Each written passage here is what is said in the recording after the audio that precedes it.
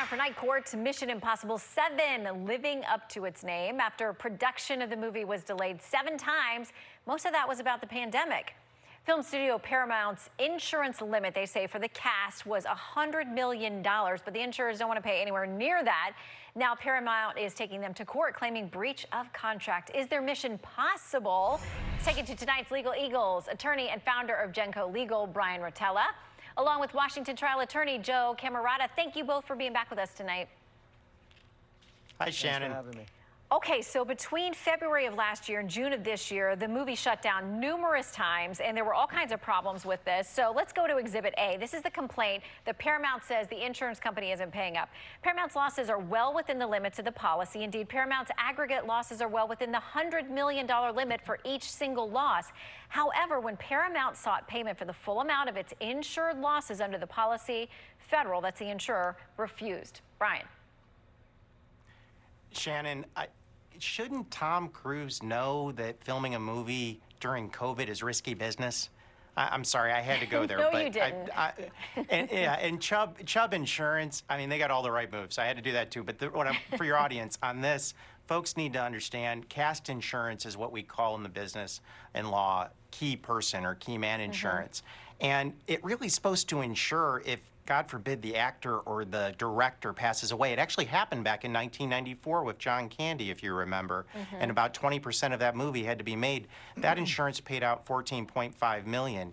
Here, that's not what this insurance is about. Some folks got sick from COVID. That's not good back in February of 2020, but they still had delays that were due to the things we've all been dealing with. That's not $100 million. I think this is going to be a mission deniable case in court.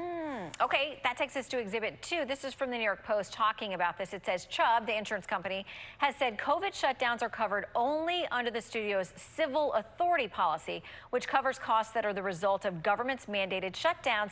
That policy carries just a $1 million limit. Joe.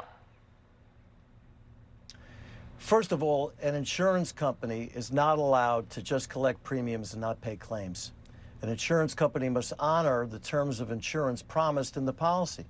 In this particular case, Chubb or Federal promised to pay for certain claims captioned under its cost or cast coverage portion of its policy.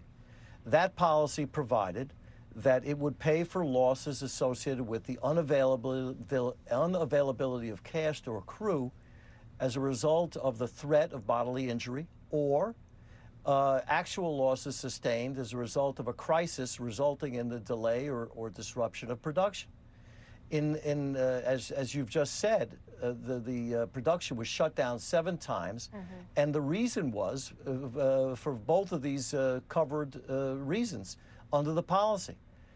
There was an ability to provide an exclusion in the policy for any losses associated with a virus or pandemic. That exclusion was available in the insurance industry since 2003. Chubb decided not to do that and chose not to do it and put it in his policy.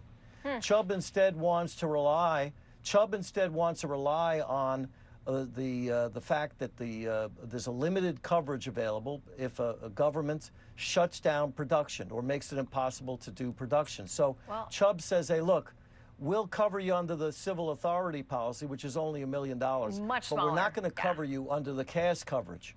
Yeah, all right. And I think it's misplaced and wrong. Well, there's a lot of money at stake, so we will track the case. Bryan and Joe, thank you both for your time. Have a great weekend. Thank you, Shannon. Thank you. You too.